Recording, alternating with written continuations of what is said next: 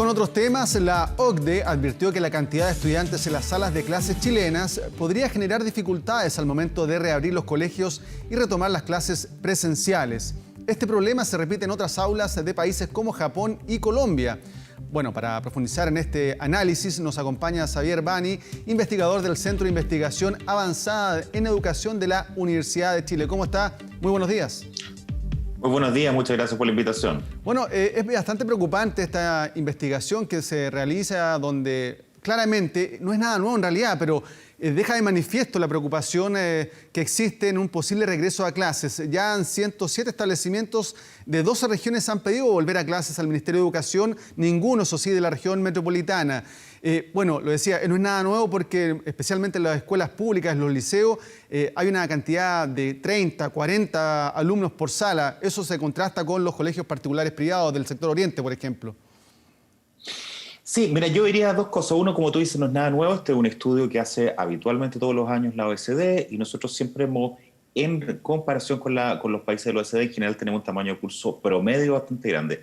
Pero dentro de ese promedio hay una enorme diversidad, así como la enorme diversidad de situaciones respecto de la pandemia, también respecto del tamaño de curso, ¿no? Entonces, hay algunos pocos establecimientos que tienen 40 alumnos, como tú decías, pero en rigor la gran mayoría de los establecimientos tiene un tamaño un poco menor. Entonces hay una gran diversidad. Respecto de cómo abordar eso frente a la pandemia, por supuesto que lo hace más desafiante, pero no imposible, porque como en muchos otros países, pueden los colegios y debieran, lo que se ha promovido desde el Ministerio y en general desde los organismos internacionales, las políticas públicas, es hacer turnos para que vayan los estudiantes, porque efectivamente es muy relevante que cuando las condiciones sanitarias existan, puedan los establecimientos volver, aunque sea por turnos, aunque sea algunos días, de manera presencial, porque la diferencia entre la enseñanza a distancia y remota y la enseñanza presencial es enorme. No es posible, a pesar del enorme esfuerzo que han hecho las escuelas y los profesores, el poder compensar o llegar a los niveles de logros y desarrollo de los estudiantes que tienen las clases presenciales de manera remota. Sí, en nuestro país son 28 alumnos en promedio en la enseñanza básica de los establecimientos públicos. Sin embargo, la OCDE señala que el promedio debiera ser 21 alumnos por sala. Con estas cifras, ¿se deberá volver a clases, según usted, teniendo en cuenta que la cantidad de contagio aún sigue bastante alta en nuestro país? O sea, yo creo que hay lugares como la región metropolitana donde efectivamente no estamos hoy día en condiciones de volver a clase, así como en otras grandes ciudades. Pero existen otros lugares donde el nivel de contagio, yo no soy el experto sanitario, pero donde las condiciones que ha puesto la autoridad sanitaria efectivamente se cumple, donde habría que ver la manera, hay que generar un procedimiento, un protocolo, como lo han hecho ya varios establecimientos, de poder efectivamente volver a clases de manera gradual, cumpliendo todas las condiciones sanitarias, teniendo una cantidad de alumnos por curso o una cantidad de alumnos por curso menor que ese promedio, etcétera. Entonces, es muy importante que los efectos respecto de no tener clases presenciales son enormes, tanto desde el punto de vista del aprendizaje, tanto desde el punto de vista de la salud mental, de la alimentación, etcétera, en los alumnos. Entonces, es importante ver las experiencias, ir aprendiendo respecto de las experiencias. Y por eso una clave de lo que se requiere es mucha flexibilidad, es ir haciéndolo gradualmente, este regreso, este posible regreso. Y en los lugares donde efectivamente sea posible. Son algunos lugares, algunas zonas, algunos territorios donde hoy día es posible, de acuerdo a lo que ha dictado, a lo que ha puesto en norma la autoridad sanitaria. Claro, de acuerdo a lo que usted también manifiesta, acá en la región metropolitana no se debiera volver a clases aún, producto de esta gran cantidad de contagio. Sí lo han hecho, por ejemplo, en la región de los ríos Aysén, donde han establecido, tal como usted también lo manifestaba, esta especie de turnos para poder seguir con sus estudios. Claro, por eso digo, es muy importante y hay distintas situaciones que son relevantes de mantener. Uno es el poder hacerlo con turno, el poder tener un tamaño de curso menor, el poder mantener, y las otras condiciones que ha señalado la autoridad sanitaria, que tiene que ver con el uso de mascarillas, con que los profesores probablemente no sean los que se cambian de sala, sino más bien los estudiantes, donde tener ingresos y salidas de los establecimientos que no sean diferenciadas, que no sean todos los estudiantes en el mismo horario, etcétera. Entonces hay una serie de mecanismos y de procedimientos que son necesarios para poder mantener y que no tengamos efectivamente, ojalá, nuevos brotes en aquellos establecimientos que reingresan a clases presenciales, que es como lo han hecho también otros países en Europa. En Europa la mayor parte de los países efectivamente ha comenzado a reabrir una reapertura de las escuelas, gradualmente algunas, otras de manera más, países de manera más masiva. Sí, y por ejemplo, lo que hemos visto, que también esto podría aumentar la brecha educacional. La pandemia ha aumentado la brecha educacional porque, por ejemplo, en los colegios del sector oriente tienen las condiciones, los alumnos tienen todos computador, tienen buenas señales de internet. Sin embargo, alumnos de liceos públicos, municipales, no todos tienen las herramientas para poder obtener una buena educación. O sea, efectivamente eso es así. ¿Por qué es tan importante tratar de buscar las maneras en los lugares que sea posible de volver a clases presenciales? Porque efectivamente la enseñanza a distancia, incluso en aquellos establecimientos que tienen todas las condiciones, los estudiantes tienen todas las condiciones, no reemplaza ni logra alcanzar los mismos niveles que la educación o la enseñanza presencial. Pero, como tú bien dices, nosotros en nuestro país, que esto tampoco es una cosa nueva, pero que a propósito de la pandemia nos volvemos a encontrar con ella de frente, es la enorme desigualdad que existe en el país. Entonces, hay una cantidad importante de establecimientos de estudiantes que no tienen las condiciones efectivamente para la enseñanza a distancia, porque hay un porcentaje relevante, alrededor como un tercio de los estudiantes que no tienen acceso a Internet o a un aparato telefónico o a un Internet que le permita efectivamente poder volver a clase. Entonces, y por otro lado, se requieren unas condiciones también en el hogar para poder hacer clases a distancia, que tienen que ver con un lugar para poder hacer lo que sea adecuado, una cierta autonomía de los estudiantes que no están acostumbrados, la mayor parte de ellos, a poder trabajar de manera solo, remota, con algunas clases a distancia. Entonces, efectivamente lo que va a generar esto es, para todos los estudiantes, para todo el sistema escolar, para todos los estudiantes, un deterioro en los logros de aprendizaje.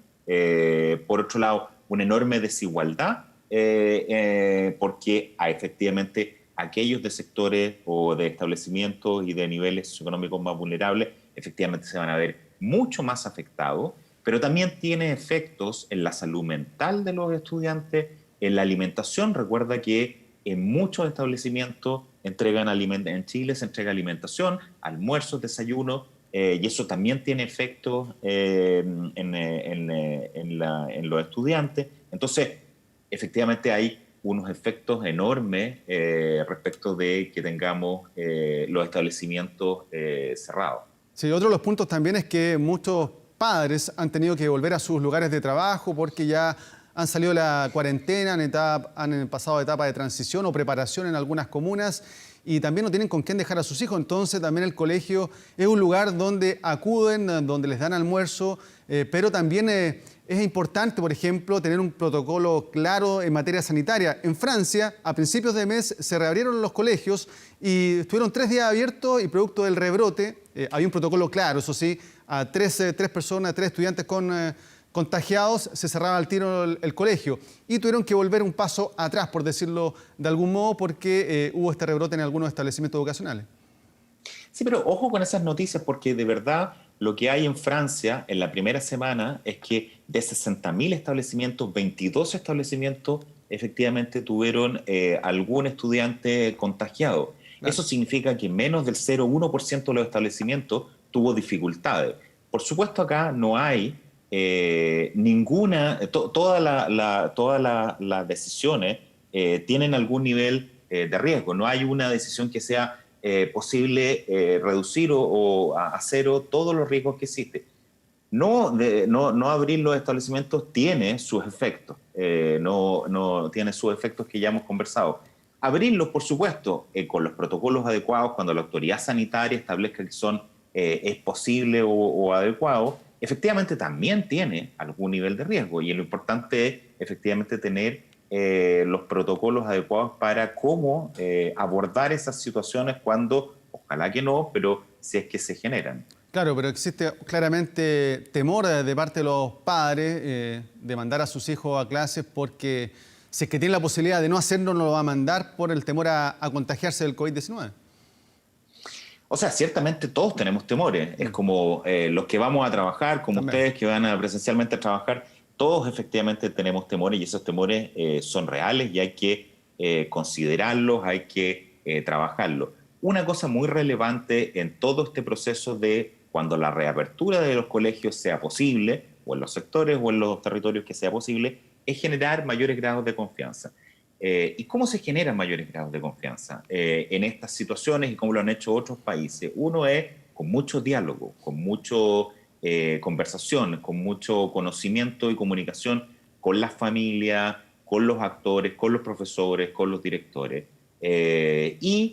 con una participación relevante de las familias en las decisiones, en el conocimiento, en entender cómo van a ser los protocolos, cómo se va a abordar las distintas situaciones o riesgos que existen, etcétera. Entonces yo creo que una cosa muy relevante es la comunicación, el diálogo, el considerar estos establecimientos que ya han ido abriendo nuevamente, ¿qué podemos aprender de ellos? Es muy relevante ir aprendiendo de, ya existen unos pocos establecimientos que efectivamente han tenido una reapertura, entonces, ¿qué podemos aprender de ellos? ¿Qué cosas han hecho? ¿Qué cosas han funcionado mejor? Etcétera.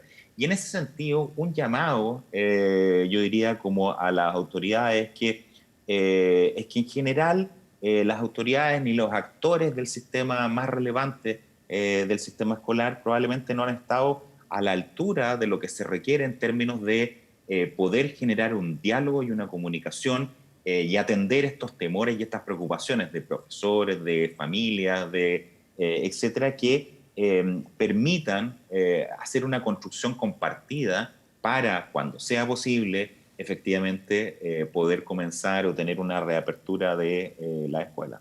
Saber, y para finalizar, te quería preguntar lo que recién te comentaba, que 107 establecimientos educacionales del país han solicitado al Mineduc volver a clases. Ninguno de ellos, eso sí, de la región metropolitana. ¿Es una buena medida?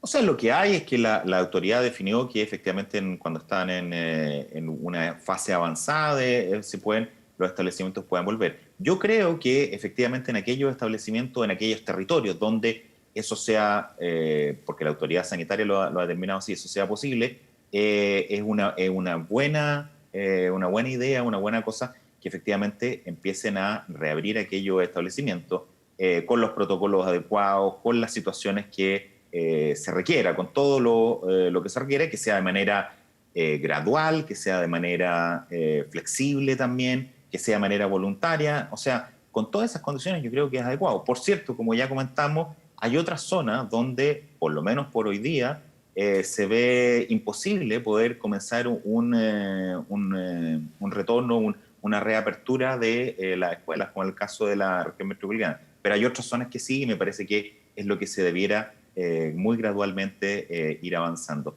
Déjame darte ¿Sí? un minuto. Lo que sí es importante también es como también se requiere ir estudiando y sistematizando lo que va pasando y necesitamos más información de lo que de lo que muchas veces tenemos para tomar decisiones, porque esto es una situación nueva, donde ningún país probablemente estaba completamente preparado, donde estamos aprendiendo sobre la marcha y por ende necesitamos estar monitoreando lo que estamos haciendo y en ese sentido es muy relevante el poder tener más evidencia, más datos, más conocimiento respecto de lo que va sucediendo, tanto de la educación a distancia, que se va a mantener, porque independiente que abran los establecimientos, la educación a distancia se va a mantener. Vamos a tener una educación híbrida. Algunos estudiantes, algunos días, incluso ahora o el próximo, o probablemente buena parte del próximo año o el primer semestre del próximo año vamos a tener una situación de una educación híbrida, donde también necesitamos, así como preocuparnos de la reapertura de los colegios, cuando sea posible,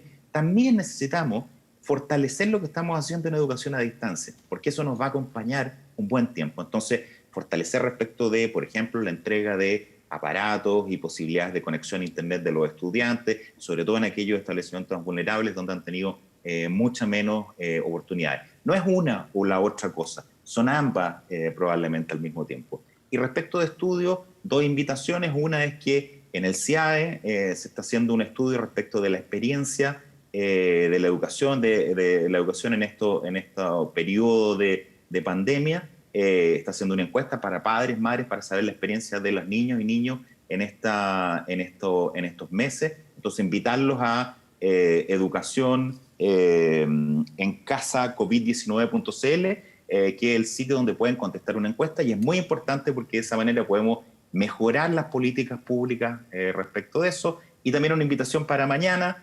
Mañana lanzamos a las 3:30 de la tarde online en el CIAE junto con la Católica de Valparaíso y la UDP, una encuesta sobre los directores, sobre lo que piensan los directores respecto de su vivencia en estos meses, los directores de establecimientos, así como de qué piensan adelante respecto de la reapertura y las posibilidades de lo que se debiera hacer en el futuro frente a este contexto. Ok, Xavier Bani, investigador del Centro de Investigación Avanzada en Educación de la Universidad de Chile. Muchas gracias por estar aquí conversando en la mañana informativa. Que estén muy bien. Muchas gracias a ti. Adiós.